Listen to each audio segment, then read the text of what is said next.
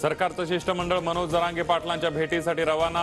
नवीन GR घेऊन शिष्टमंडळ जरांगे पाटलांसोबत चर्चा करणार। मुंबई पोलिसांनी जरांगे पाटलांना आझाद मैदान शिवाजी पार्कची परवानगी नाकारली। मराठा आंदोलक कोर्टात तर आझाद मैदान पोलिसांकडून ओबीसी मोर्चालाही परवानगी नाही। आझाद मैदानावरच आंदोलन करणार। पोलिसांनी दिलेल्या नोटिशीवरून आमचे वकील न्यायालयात जातील। मनोज जरांगे पाटील ठाम। चर्चेला तयार मुख्यमंत्री आणि दोन्ही उपमुख्यमंत्र्यांनी तोडगा काढण्यास यावं, जरांगे पाटलांकडून स्पष्ट। मनोज जरांगे पाटलांच्या जेवणामध्ये औषध टाकलं जाऊ शकतं, त्यामुळे जरांगे पाटलांनी पंक्तीमध्ये जेवण करावं। प्रकाश आंबेडकर यांचा जरांगे पाटलांना सल्ला। अधिकारी जरांगे पाटलांच्या संपर्कात, कुणबी नोंदींसंदर्भात सूचना येत आहेत। मराठा आरक्षण देण्याची सरकारची भूमिका, मुख्यमंत्री शिंदेंची प्रतिक्रिया।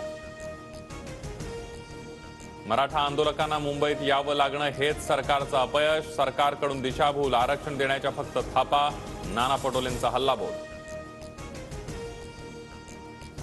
मनोज जरांगे पाटलांचा पायी मोर्चा लोणावळ्यातून नवी मुंबईच्या दिशेने रवाना। जरांगे पाटलांचा आजचा वाशीमध्ये मुक्काम असणार।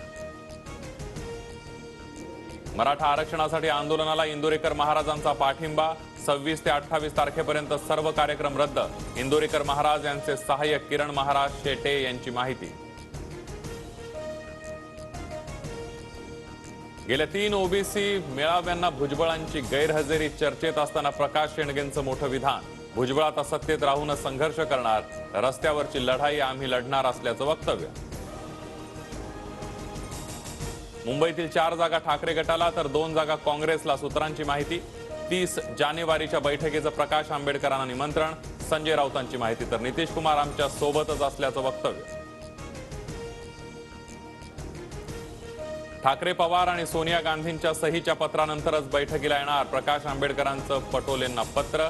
तर 30 जानेवारीच्या बैठकीत आंबेडकर न जाता त्यांचे प्रतिनिधी जाणार असल्याची माहिती।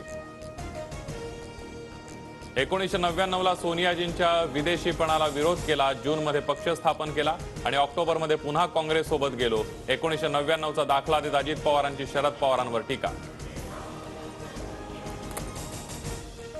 जोगेश्वरी भूखंड घोटाळा प्रकरणी रवींद्र वायकरांना ईडीचं पुन्हा समन्स। 29 जानेवारीला चौकशीला हजर राहावं लागणार, तर किशोरी पेडणेकर 30 जानेवारीला चौकशीला हजर राहणार। आणि बारामती अॅग्रो कारखाना प्रकरणी रोहित पवारांची 1 फेब्रुवारीला पुन्हा चौकशी, आमचा लढा सुरूच राहणार, रोहित पवारांची प्रतिक्रिया। इंग्लंड विरुद्धच्या कसोटीमध्ये पहिल्या दिवसाअखेर भारताची सरशी। पहिल्या दिवशी इंग्लंड 246 धावांवर ऑल आउट, तर भारताचा 1 बाद 119 धावा। यशस्वी आज जयस्वालची शतकाकडे वाटचाल।